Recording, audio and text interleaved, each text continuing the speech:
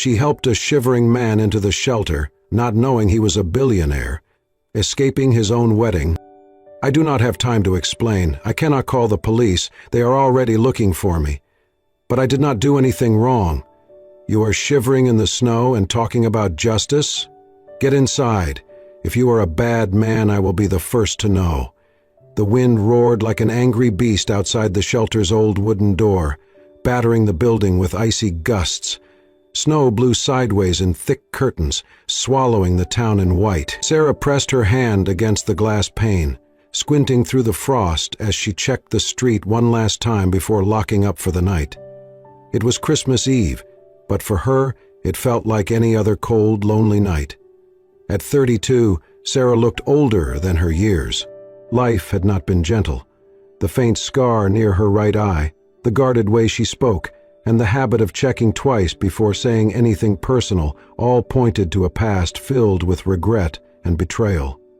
Once a respected accountant with a promising future, she had spent 6 harrowing months behind bars after being framed in a corporate fraud scandal.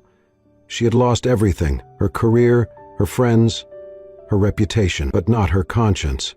After her release, she moved far north, bought a run-down building with what little money she had left, and turned it into a small shelter.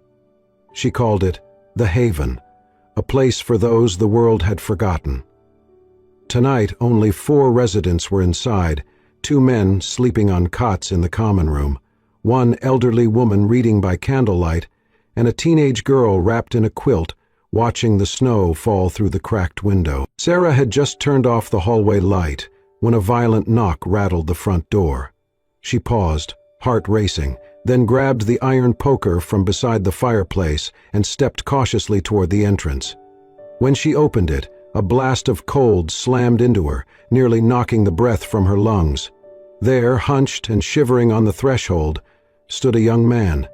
His hair was soaked, sticking to his forehead, and blood ran in thin streams from a gash above his brow. His overcoat, though clearly once expensive, was torn at the collar and missing buttons. The leather gloves he wore were soaked through and stiff with frost. He looked at her with wild, pleading eyes. "I do not have time to explain. I cannot call the police. They are already looking for me, but I did not do anything wrong." Sarah tightened her grip on the poker but did not raise it. "You are shivering in the snow and talking about justice," she said, voice calm and dry. "Get inside. If you are a bad man, I will be the first to know." She stepped aside.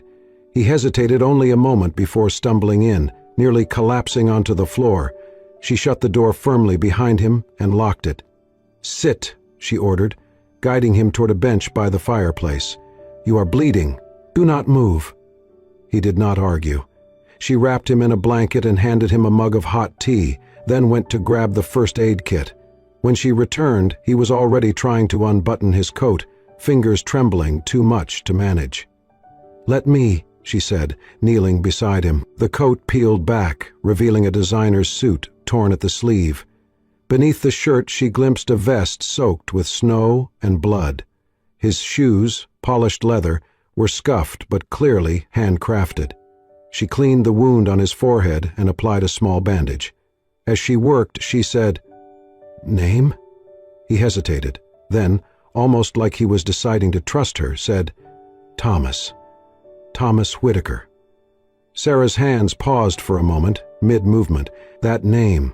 She knew it, not personally, but from headlines, financial journals. Whitaker, tech magnate family, old money, famous scandals. But she said nothing.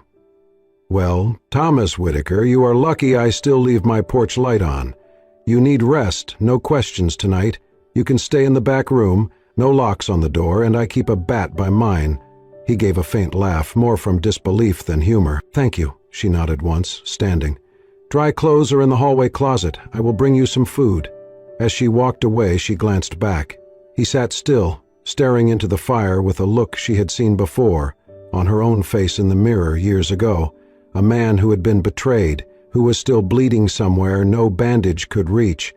No ordinary runaway ended up in a snowstorm wearing a suit worth more than her car, and Sarah, for all her scars, still believed in giving people one last chance. In the days that followed, Thomas kept mostly to himself.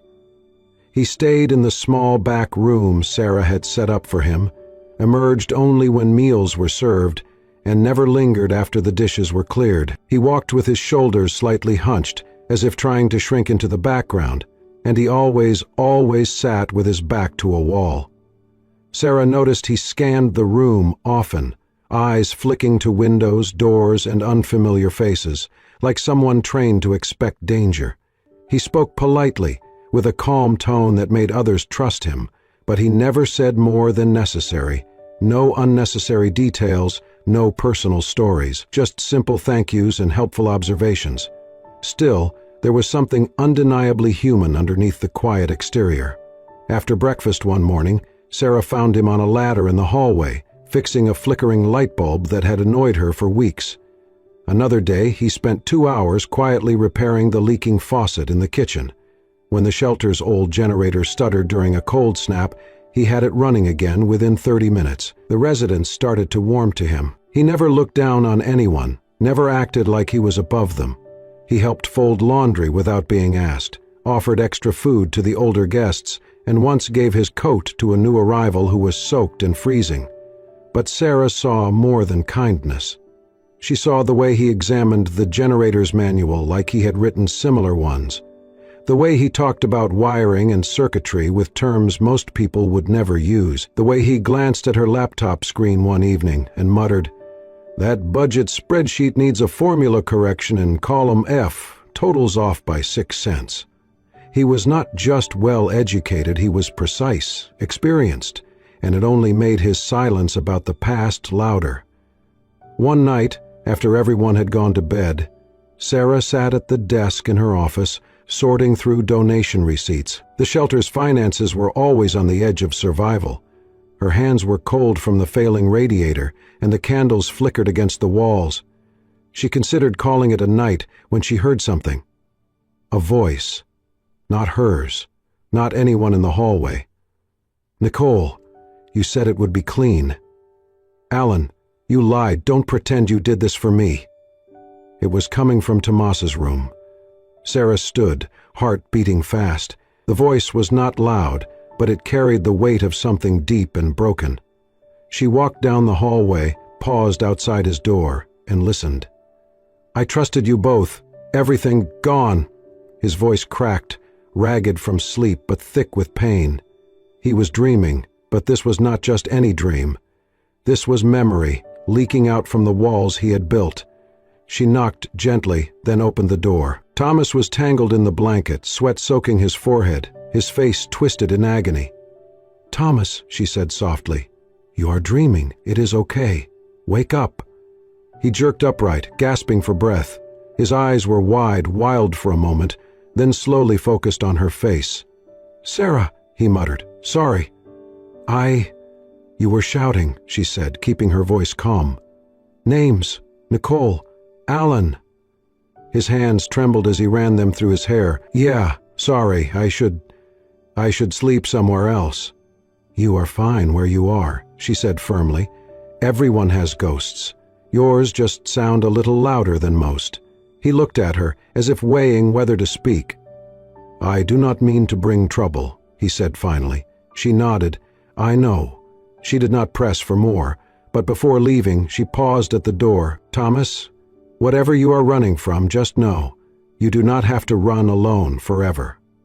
He did not respond. But as she walked away, he whispered a quiet, almost broken thank you. And in that moment, Sarah realized something. Thomas was not just hiding from someone.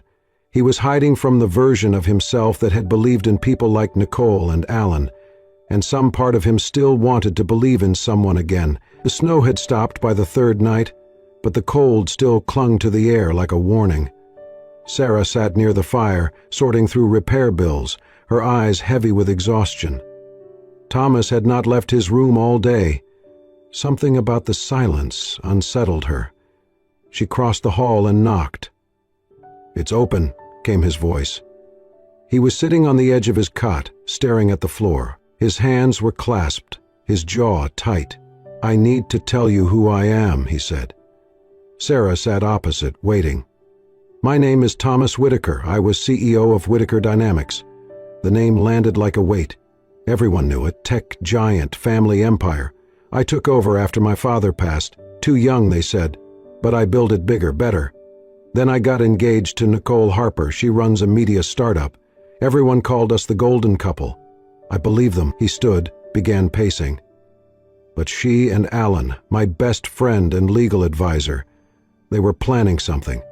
They forged my signature on investment contracts, funneled money into shell companies, and pinned it all on me. Sarah's stomach tightened.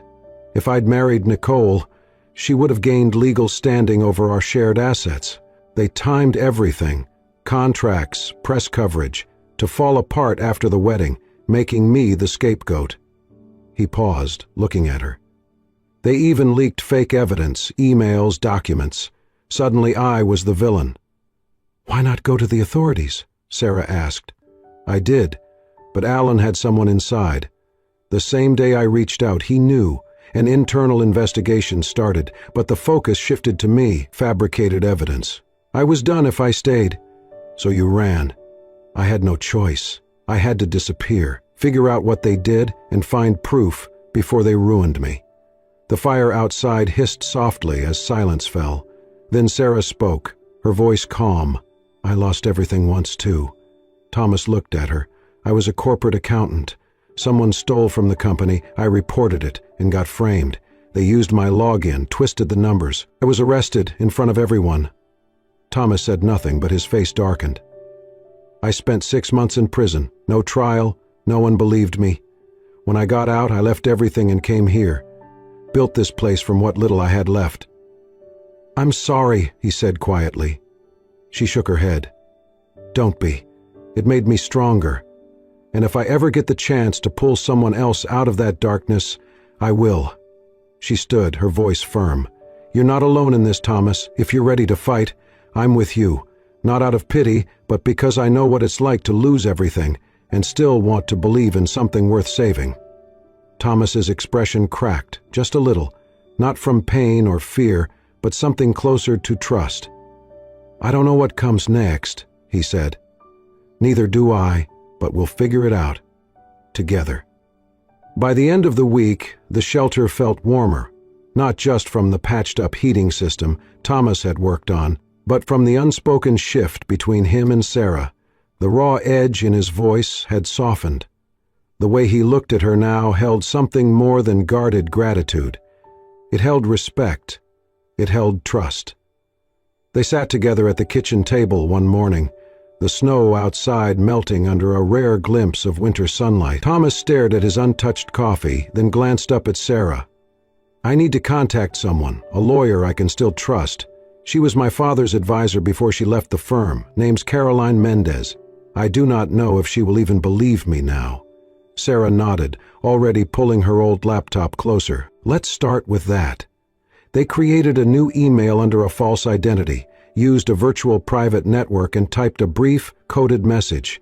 Sarah double-checked every line before sending it. "I used to do this kind of thing for clients," she said with a faint smile. "Not illegal stuff, just making sure things were airtight." "You were really good at your job, weren't you?" Thomas asked.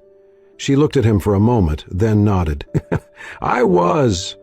Over the next few days, they worked side by side, repairing shelves, reorganizing food inventory, even painting over graffiti in the back alley. They made an unlikely team, the fallen tech mogul and the accountant-turned-shelter murder. But somehow, it worked. One afternoon, Sarah drove them into town to restock supplies. At the small local market, Thomas handled the cart while Sarah read off her list. They bickered over peanut butter brands, shared a laugh when he knocked over a stack of canned beans, and even stopped for coffee at the corner cafe. No one recognized him. He wore a beanie pulled low, kept his head down. To the world, he was just a man helping a friend. Back at the shelter, as they unloaded groceries, Sarah finally shared the part of her story she rarely let out. "It happened on a Thursday," she said, wiping her hands on her jeans. "I was reviewing quarterly reports. Something did not add up. I flagged it, followed the trail, and brought it to the CFO." Thomas listened in silence. 2 days later, security walked me out of the office, in handcuffs, in front of everyone. The numbers had been changed, and all the evidence pointed to me. Even my login was used. You did not fight back? I tried, but the real thief knew the system better than I did. My lawyer said I could either take the fall quietly or risk years in court and possibly a longer sentence. I took the plea deal. Thomas's jaw tightened. You did nothing wrong. I know that now, but back then, I questioned everything. My sanity, my choices, my worth. She met his eyes. That is why I recognized it in you, the way you looked the first night. It is the look of someone who had the truth ripped away and replaced with a lie too big to fight alone. He nodded slowly, the tension in his shoulders easing. You do not have to thank me, she said. Just promise me, when it is your turn to stand up again, you will not flinch. I will not, he said quietly. Not this time. Later that evening, as the shelter quieted down, an old man named Pete, one of the longtime residents, sat in the common room flipping through a newspaper someone had left behind. His eyes narrowed as he looked at the front page. A small headline in the corner read, Thomas Whitaker still missing. Authorities silent on investigation. Pete's eyes flicked toward the hallway, then back at the paper. He looked again at the grainy photo of Thomas in a tuxedo, then at the man who had just walked past him with a basket of blankets. He reached for his phone and stepped outside. The wind was cold, but the temptation was hotter than loyalty. I think I've found your billionaire, he whispered into the receiver. How much is it worth to you? The building looked the same. Towering glass, spotless steel, the logo of Whitaker Dynamics glowing cold blue above the entrance, but to Thomas, it no longer felt like his. It was past midnight, the city quiet under a layer of snow, the parking structure nearly deserted. Thomas adjusted the cap on his head and glanced at Sarah beside him. She wore a dark hoodie, oversized glasses, and a serious look that could cut through steel. You still sure about this? She whispered. He nodded. The backup servers are on the second sublevel. Caroline said the evidence is stored locally. Emails, signed documents, transaction logs. If we can pull them and get out clean, we can prove everything. Sarah tightened the strap on her bag. Let's make it quick, then. They entered through the old maintenance door. Thomas still remembered the code from his days as CEO, and to his relief, it had not been changed. The door clicked open, revealing a dim hallway that smelled of cold air and cleaning fluid. He led the way, steps light but steady, every nerve on edge. Inside, the corridors were eerily quiet. Security lights blinked overhead, casting long shadows. They reached the elevator, but Thomas shook his head. Too risky. Cameras. Instead, they descended the narrow stairwell to the server level. Each step down felt like a descent into the life he had left behind. When they reached the door to the server room, Sarah pulled out a flash drive encrypted by Caroline's team. Plug this into the root terminal. It'll copy and send everything to a secure cloud vault. Thomas opened the panel and typed quickly, his fingers remembering every keystroke of a system he once designed. The screen lit up and the data began to transfer. He turned to Sarah, breathing hard. We have to hold for 6 minutes, then we're clear. But before she could respond, an alarm suddenly chirped, a soft but sharp beep that grew louder. Thomas froze. Motion sensor. Someone tripped it. Upstairs, a voice crackled over the intercom. Unidentified activity detected in sublevel 2. Security teams deploy immediately. Sarah's eyes widened. We've got to go.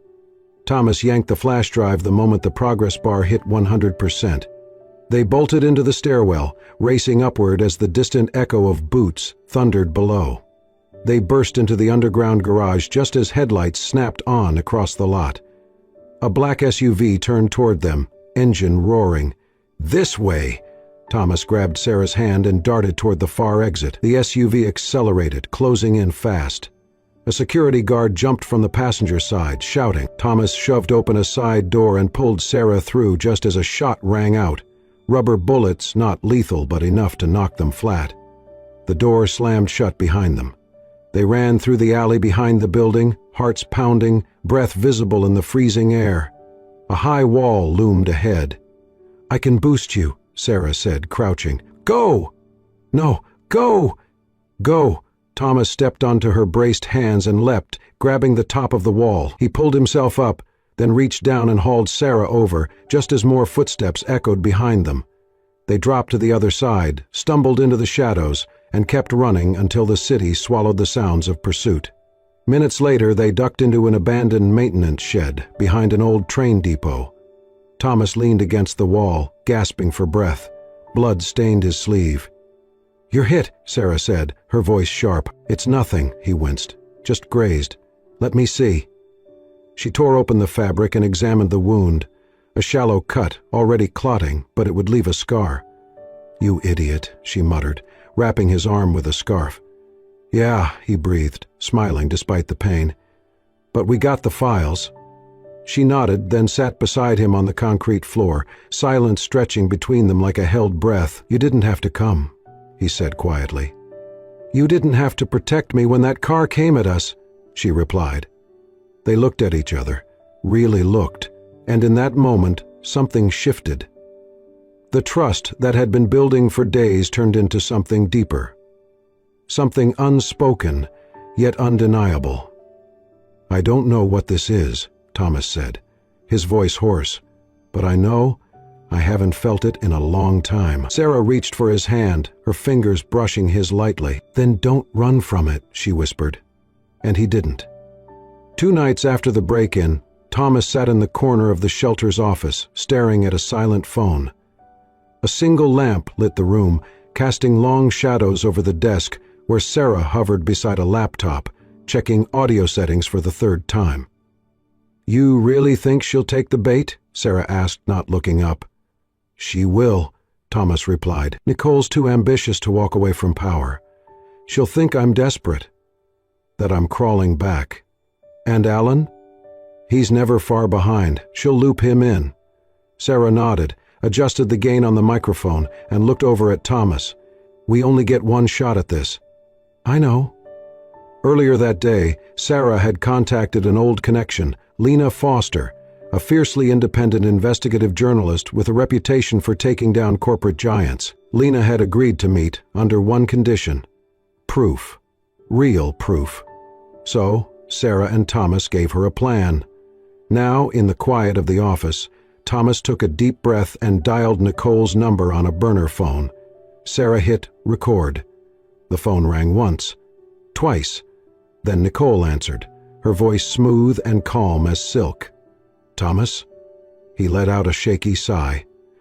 "Nicole, Listen, I made a mistake, disappearing like that. I shouldn't have run—" A pause, then cautious curiosity. "Where are you?" "I can't say, but I want to fix this. I know I can't undo what happened, but I don't want to fight anymore. I've been thinking, maybe you and Alan were right." Another pause. Then the tone shifted, confident, intrigued. "Go on." "I have the documents you planted. I know what you two did. But I also know how to make them disappear. We can still move forward, together, if you'll let me." The line went quiet. Sarah glanced at the screen. Recording was clear. Finally, Nicole's voice returned, low and cunning. "You're finally starting to think smart, Thomas. We can make this go away. Alan already made adjustments to the timelines. The audits will match. All we need is your cooperation."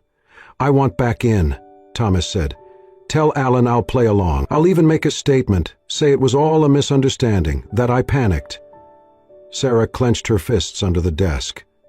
"Good," Nicole replied. "We just needed you to realize who really has control. Come in quietly, and it all disappears." Thomas played it cool.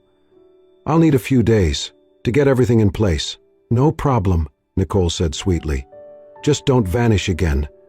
The line went dead. Thomas stared at the phone, heart pounding. "We got them."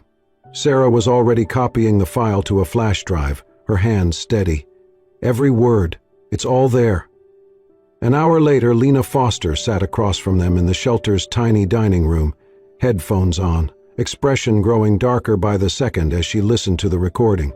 When it ended, she looked up at Thomas and Sarah with quiet fury. This will burn everything down." "Good," Thomas said. Lena nodded. "Give me 24 hours." As she walked out into the night, flash drive clutched in her hand, Sarah turned to Thomas. "No turning back now." "I don't want to," he replied, eyes locked with hers. "Not anymore." And with that, the final piece of their trap fell into place. The news hit the internet like wildfire. Within hours of Lena Foster's expose going live, the story exploded across every major news outlet. The headline was blunt, brutal, and undeniable. "Billionaire CEO framed by fiancé and legal partner, secret recording uncovers massive corporate betrayal." The article included audio clips, document screenshots, and a timeline of the fraud scheme. Lena's voiceover narrated with unwavering clarity, exposing Nicole Harper and Alan Royce for who they truly were. Public reaction was immediate and visceral. Nicole's face, once the darling of business magazines and influencer circuits, flashed across screens, accompanied by words like fraud, manipulator, and arrest warrant. Alan Royce, too, was named in full. Both were now officially fugitives, with federal charges including wire fraud, obstruction of justice, and conspiracy. The Justice Department confirmed the validity of the evidence and issued arrest warrants that very day. Meanwhile, Thomas Whitaker's name transformed from scandal-ridden CEO to whistleblower and survivor. For days, headlines praised his courage. Thomas Whitaker clears his name in stunning turn of events. Fallen tech heir redeems himself with expose. The man who walked away from power for the truth. Thomas stayed silent.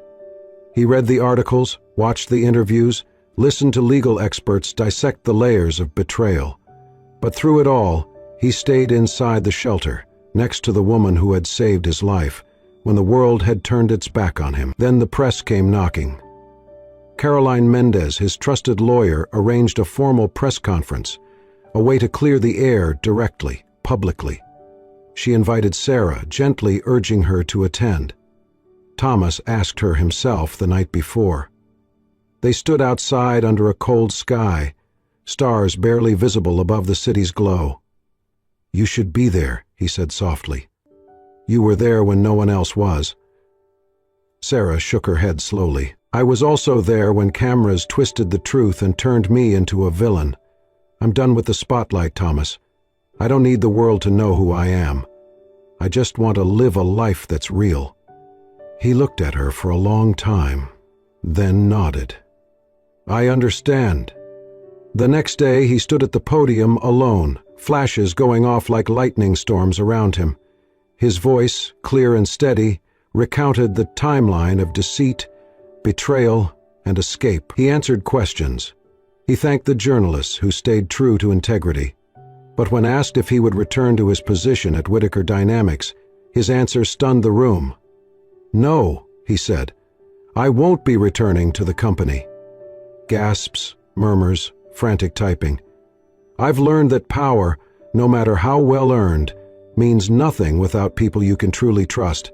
My father left me a business, but here," he placed a hand to his chest, "I found something better.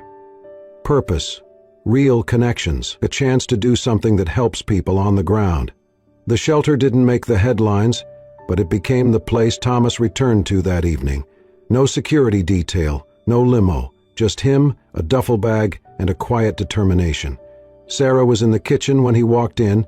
She turned, wiping her hands on a towel, eyes calm but questioning. "You came back," she said. "I never really left," he replied. She leaned against the counter, watching him with a half smile. "And what happens now? You disappear into normal life?" He stepped closer, closing the space between them with a softness that surprised them both. "No," he said. "Now I stay.